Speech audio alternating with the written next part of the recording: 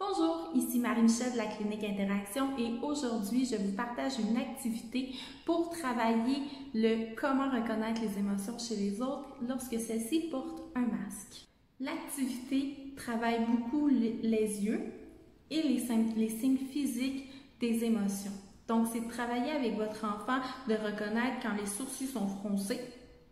Souvent, la personne, elle est fâchée. Quand les sourcils restent pas mal normaux, mais que les yeux deviennent petits, souvent elle fait un sourire.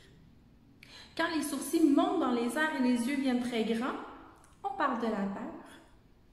Et quand les sourcils sont un peu froncés, on parle de la tristesse.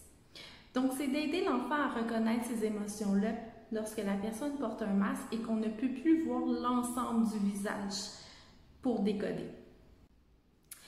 Tous les documents que je vais vous montrer dans la prochaine capsule seront disponibles gratuitement sur le site de la Clinique Interaction. Pour commencer, vous avez des images de bonhommes ainsi que des yeux qui représentent des émotions. Premièrement, découpez le masque et les yeux pour ensuite pouvoir aller les coller à l'aide de gommettes. Donc, choisissez une émotion avec votre enfant que vous voulez que votre bonhomme ait.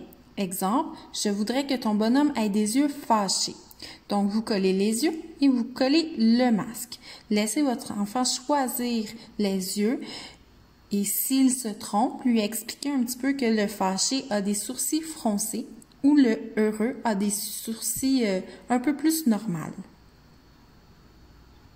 Ensuite, laissez votre enfant décorer les bonhommes avec des cheveux, chapeau, du linge, des souliers pour ensuite créer une histoire avec eux. Laissez votre enfant utiliser son imagination et de créer des histoires par rapport à la vie quotidienne et notre nouvelle réalité qui est le masque.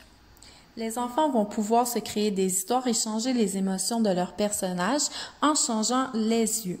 D'où c'est préférable d'utiliser des gommettes pour que ça puisse être simple les décoller.